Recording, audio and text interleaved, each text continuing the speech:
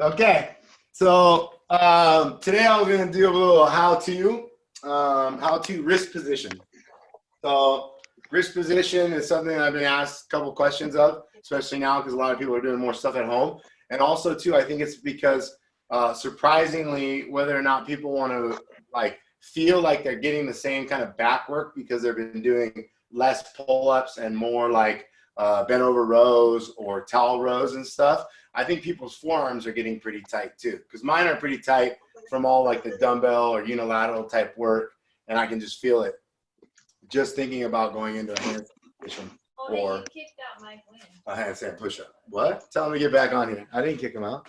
He jumped. Maybe that was a sign. He jumped out. I think you might have done it when you were putting us on me. Poor girl. Poor girl. I should have let her. I should have let her stay, but I just didn't trust you guys. So I didn't trust the tone of the group.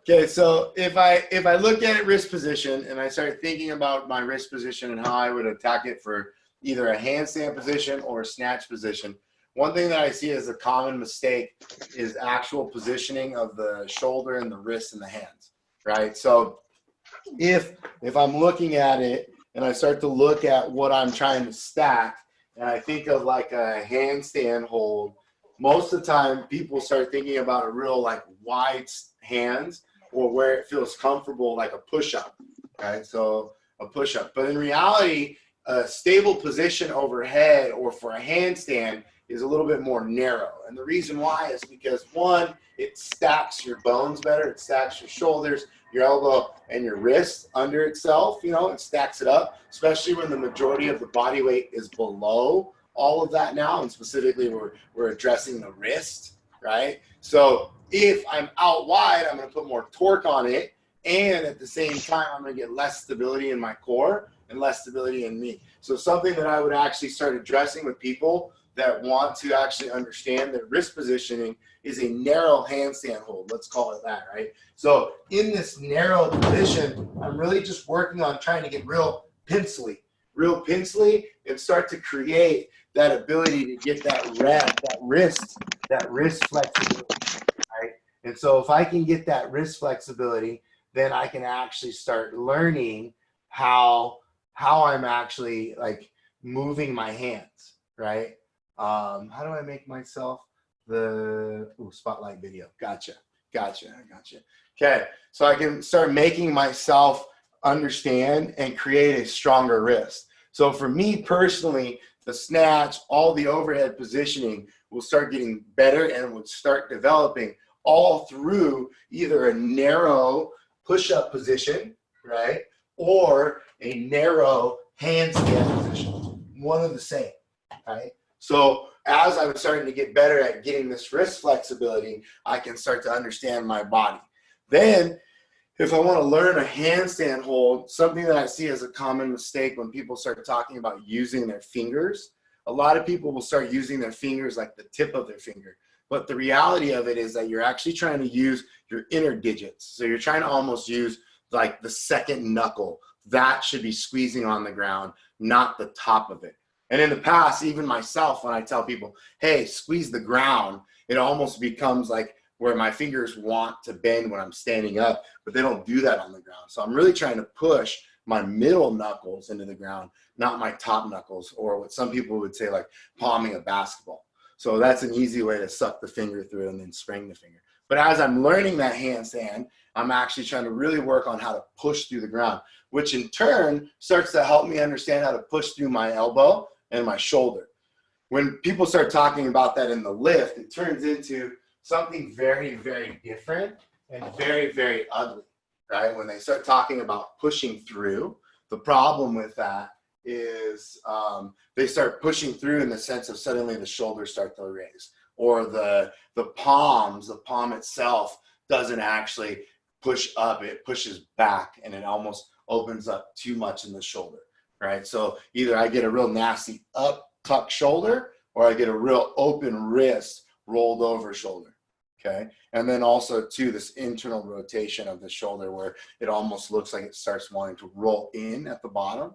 All right, and that's all for me based off of the ability to stack, push up, and push against the ground, right? So once I can learn how to serratus punch or do a serratus press or a scap push-up, and I can learn how to push away without creating a lot of like change in my shoulder position, then I'm starting to learn my overhead position. The worst one that I've ever had is the dip. So when I'm teaching somebody the dip, I always tell them, hey, your traps are never supposed to collapse. They're always supposed to be depressed. They're always supposed to be down. And no matter what, it always turns into this. It's very hard to keep the shoulders down, dip with the elbows all the way up, the shoulders back. Like, I mean, look at that. That's awful. That's awful, right? So I'm trying to develop that in my dip. I'm trying to develop that in my overhead without creating a lot of shifting in the shoulder. So learning how to, making sure that I can almost create a U or an open fingertips to the ceiling type of wrist angle.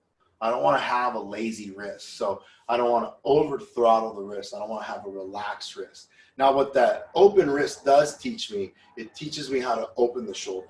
It teaches me how to set the shoulder, set the elbow, and then set the wrist. But I don't want a wrist that's relaxed, because even when I'm in the handstand position, I'm not in a relaxed position in my handstand. I'm not over my wrist. I'm actually stacked on my wrist. So the same thing needs to happen overhead. So I'm in this position. I'm learning how to push up on it, but not back, and also opening the shoulder. So same idea as the overhead or in the push-up, without actually over-rotating it or internally rotating it, right? So back to this handstand in the snatch position. Well, now the handstand, it's easy because when I turn this into a bent body or like a kipping or a strict handstand push-up, I'm actually bending the elbow, collapsing inside, and that starts to push me through. Whereas when I do a squat, I'm actually collapsing through in my hips and in my knees, right? So I'm not coming through in my elbows, my wrists, and my shoulder. I'm coming through with my hips, knees, and ankles. And in reality, I'm stabilizing with my upper body. So when I'm doing that, the issue starts to become is this shoulder position and where my elbow needs to be, right? And I always try to explain this through using a front squat position, because for me, the front squat, no matter what, if I think of it like a no hands front squat, and I think of my thumbs up and my chest up and my shoulders have to rotate as I go down to stay open. So they don't move, they don't push up, they don't shift, they don't do anything. What they do understand is how to open to keep them up. So right now, I'm real tight, and if I go into this front squat position, I have to have relaxed wrists when I should actually warm this up to really get my wrists to stay straight. And then as I have it, I have this right side that's better. So my elbow position needs to stay in this upward position as I come down, because I need to learn how to keep my shoulder open as I come down. Whereas if my shoulder doesn't stay open, the elbow starts coming down and it slides off me. That rotation in the shoulder, the same rotation in the front squat, that the shoulder stays open, it doesn't move, it just stays open as it's going through a squatted position, is the same way the overhead does. It's the same exact position. So nothing changes. It's the problem is the stability overhead as I'm coming down, but my shoulder does the same type of rotation to stay open.